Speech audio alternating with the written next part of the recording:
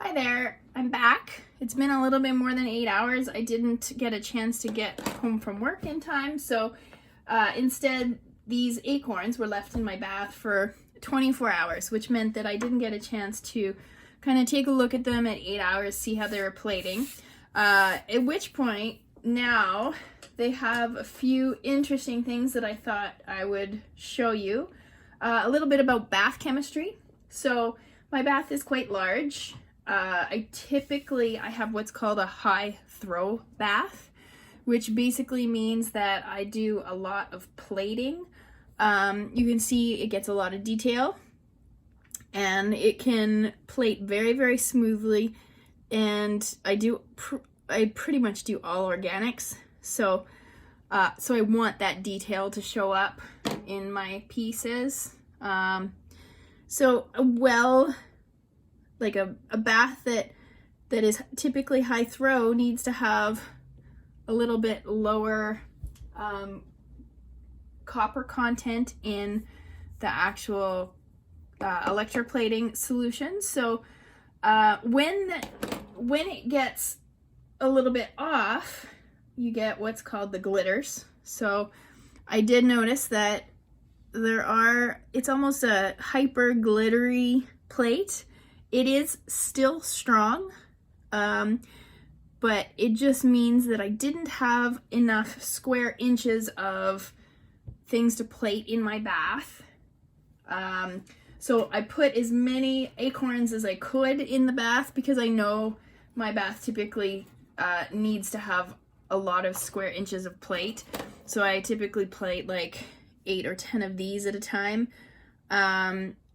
Or not 10, probably closer to 8 of these. This is quite a number of square inches. So if I look at this, 1, 2, it's probably a 5 to a 6 square inch leaf right here.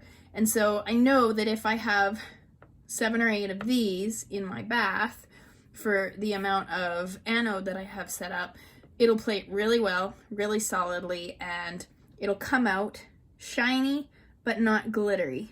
And that's what I'm looking for. Okay, so with these ones, they came out a tiny bit glittery, which basically means that I have too much anode and not enough cathode. Or it means that my electroforming solution has been, it's too concentrated. So one of the ways that I could have corrected that if I had checked it earlier and seen that I'm seeing pieces with some glitter forming is I could add some distilled water and that'll just kind of counterbalance the hyper copper concentration in my solution.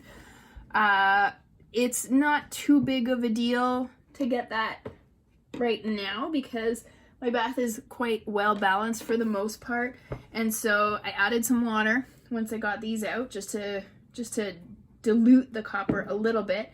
And then once I'm done plating these with the next round, what I'll do is I'll put a whole bunch of large leaves in. Basically that will I'll put more in than my bath really wants. So my bath, with a high throw bath, it does best with a closer to a 1-to-1 anode cathode ratio. If I have closer to a 2-to-1, which is better for a low throw bath, so a lower acidity bath. Sorry, this gets confusing. So when you're acidic, the pH is lower. When you are basic, the pH goes higher. So my bath is what's considered a high acid bath, which means the pH is lower than it should be normally. So that ends up kind of doing a little bit of a faster, smoother plate typically, but because it is a higher acidity, it likes to have a solution that is less copper than the lower acidity, so a pH that is closer to maybe pH of 2 instead of a pH of 1 kind of thing. So a pH of 2 would be considered maybe a lower acidity bath, or maybe a pH kind of creeping up above 2. would be lower acidity, and so it would do better to have a little bit more copper in the solution. And the reason why you would want that is if you want something that develops some texture. So I try to develop less texture than others. So the other thing that you can see, if I take 2 of these acorns, they were both in the same bath. You can see one of them is shiny and the other one is matte, and it kind of looks burnt, although it isn't burnt. It just looks sort of burnt. What this means is that this guy here was too far away from one of my anodes and it didn't get enough copper. So the copper swims from the anode over to the cathode, and if, for example, this guy is blocking this guy when the copper is swimming from the anode to the cathode, all of the copper is going to land on this one and it's not going to land on that one. So you can kind of see the difference. So typically I find that to circumvent this from happening, I check it, more in the morning or in the evening, and I'll flip these little guys around so they're never in the same place. I didn't do that because I just didn't have time. So that's kind of why you get these 2 results in the same bath. Okay, now the third thing that can possibly happen in a bath, it's not happening necessarily with my bath, maybe it is a little bit, is that you can run out of brightener. So I brought this leaf over to kind of show you what's happening. So you see the outside edges are nice and shiny, and then the inside part is a little bit more matte, like that, okay? So what that kind of means is that I don't have enough brightener in the solution, and so the copper isn't, it's not plating quite as smoothly as it should. So if this kind of thing starts to happen to my pieces, then I'll add a little bit of brightener.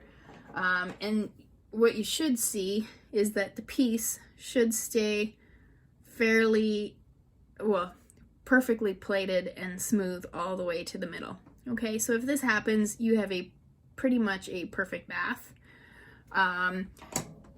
If you have this matte burnt look like this in all your pieces, what's probably happening is you're running out of anode. So you want to check your anodes to see if the copper has been eaten all the way out of that. So every time I take my pieces out of the bath and they look like this, almost always I have to check my anode and get more anode.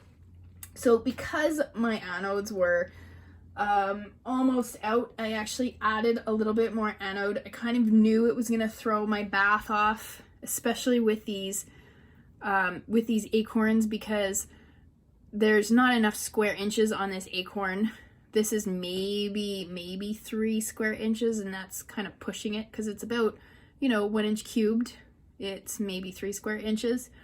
But right now I have a ton of anode in my bath, and so even if I put 15 of these, it maybe isn't quite enough for what my anode ratio needs.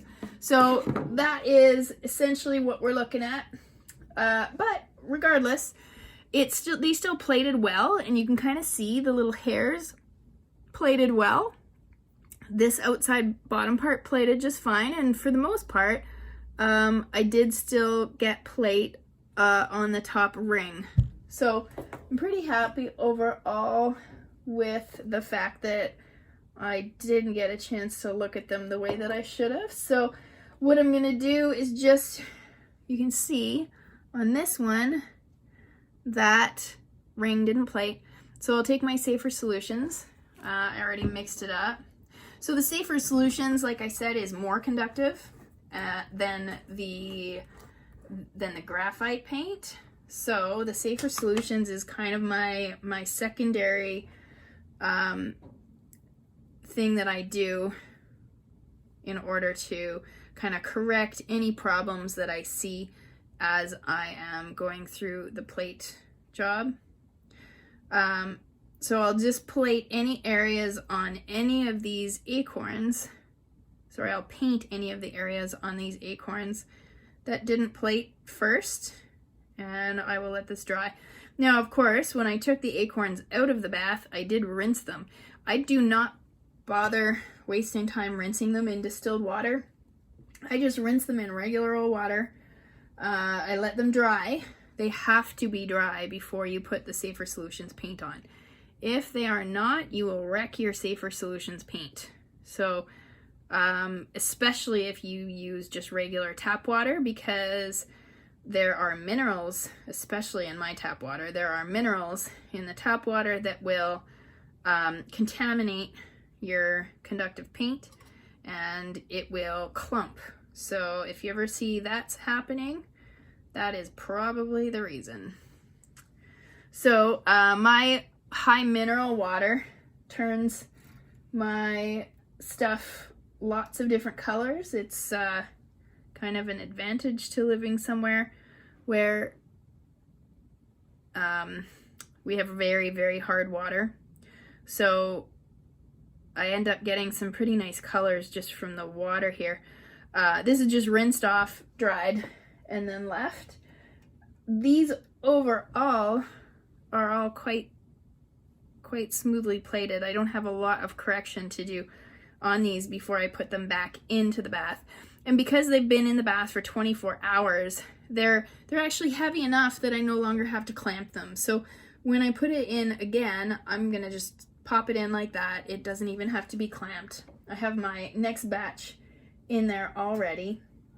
And what I'll do is the ones that seem to have electroformed a little bit better than others, so like the little burnt guys, the ones that don't quite have as much copper on them, I will put those closest to the anodes this time so that they get the majority of the plating copper. And just to balance my bath out a little bit, I might stick a couple larger leaves on the inside just to make sure that my solution doesn't get too concentrated. I don't want that glittery look. It's still very, very strong. It hasn't, actually it's insanely strong. Like there's these two tiny little hairs here that I cannot cut, I cannot break those off. Oh, no, I can. There you go. I broke them off, but it took quite a bit of force in order to break those. So you can tell it is still a strong plate, even though like this is still a very thin plate. So I keep my stuff in the bath for a good probably 2.5 days. So even with an extra day and a half of plate, this plate will be very, very strong. I'll correct the chemistry a little bit just so we don't get that glittery look. But yeah, if you actually see like this part right here where it's plated, I cannot bend that wire. I can bend it here. I cannot bend this part. It's a pretty strong plate still. Usually if you have a plate that is shiny in any capacity, it's usually quite strong. So just one other observation that I wanted to pass on to people.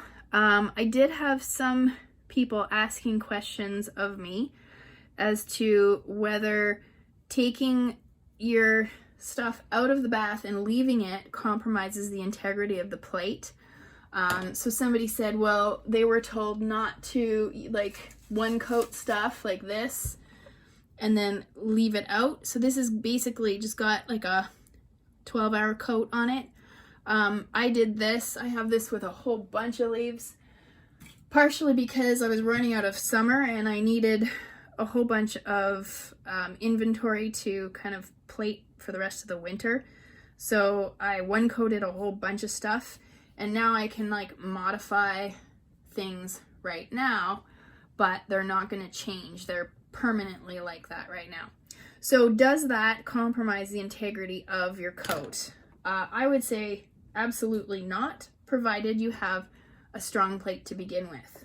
So if you say your voltage is too high and you burn your piece and the coat is crumbly or weak to start with, and then you take it out and you try to modify it and then you put it back in the bath, that first coat is not strong, so it's already compromised. Even if you have a strong plate after that, you don't really have a great plate, so therefore it will, you know, taking it out and then returning it back to the bath absolutely will compromise it. But basically, putting this in the bath now is the equivalent of putting something that is solid copper into the bath.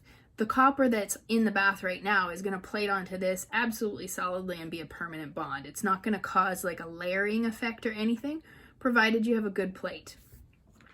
If you have a poor plate, then yeah, I can see that you can get a layering effect, and your final piece is really only going to be as strong as the good plate that's plated over top of the poor plate. So if you have stuff like this, so this is kind of a one plate temporary plate, it is still very, very strong. Like, it's very thin, but I can't bend this right now. I mean, I could step on it and probably break it, but right now it's strong. So if I put this back in the bath, is that going to weaken it? Absolutely not. It's just going to coat it further. That bond between this copper and the copper in the bath is going to be permanent, and it is going to be a very solid piece. So you don't compromise your integrity of the plate, provided your plating is good. So, but if you have poor plating anyway, your piece is compromised. So provided your plating technique is solid, then I don't think that's something that you need to worry about. I know that that's something that lots of people do, is you take out your pieces so you can change or modify them after they've had like one thin coat, and then oftentimes it's a much easier process to kind of manipulate the piece when it's already got a coat on it. So I was actually really surprised at how little work I've had to do on any of these. They got quite good coverage. I really liked how nice it covered when I stuck the plating wire into the middle part of the acorn. So I'm pretty happy with that. So I'm gonna put these back in, and they will get a nice thick coat, and then I will take them out when they're done and show you the result. Hi, I'm back, and I was just talking to you guys a little while ago about some of the changes that I was gonna make to my bath for the second plate. I'll show you an example of the original ones. I was getting some glittery shine on some of the acorns. It was like a little bit rough and glittery. And then on some of the other acorns that were in the same bath, it was a dull finish. And so I said I was going to add some distilled water and some brightener. The reasoning behind it is in the last video. So I just wanted to show you the new batch that I had just put in. Like the second batch of acorns. The other thing that I did is I made sure that none of the acorns themselves were hidden behind the other acorns, and you can kind of see the result. No glitters, and it is such a good plate. It's like a mirror finish. So that acorn itself is absolutely perfect. So now we're done with this step, and I'm just gonna cut off the bus bar. And if you really wanted to make sure that there was, like, if this was gonna be for jewelry or something and you wanted it to look really good, then you could then put it back in to your bath with a new wire and just hold it like this, because now it will sink just very shortly, just to plate over that one tiny little hole that is there from the hanging wire. So I'm gonna just chop the hanging wire off of all of these, and I may plate it, but it's actually, the reason why I put it in this location is because it's really hard to see that in the location. So basically we're gonna have a whole bunch of finished looking acorns, which then the nice thing about doing this is now I can play a little bit with some patina techniques and test things out with these acorns. And because I'm making wine charms and I want them all to look a little bit different, then it's a really great way to kind of test patina techniques and maybe try even a few recipes that you wouldn't necessarily try with a nicer piece, but because this is just for fun and it doesn't have to be perfect, and you kind of want different colors, then this is a good opportunity for that. So I'm going to cut all of these acorns off their bus bars, and I'm just going to leave it at that. I'm not too fussed. In fact, actually, I find once I've cut that bus bar off, I actually have a really hard time finding where it was on the acorn again when I go pick up the acorn, which to me says it doesn't need anything else. It's pretty much done. So we just rinsed all of these off after bringing them out of the bath again. So I'm just going to make sure that they're dry because, as I said before, my my hard water on my tap will actually patina these a different color if they're not dry. So if they sit in that water. So I'm just going to clip all of these off, try some patina techniques, and if I find anything that looks really cool, I'll see if I can show them to you. The problem is it's off camera, so I can't really, I don't quite have a mobile camera system, so I can patina some of these.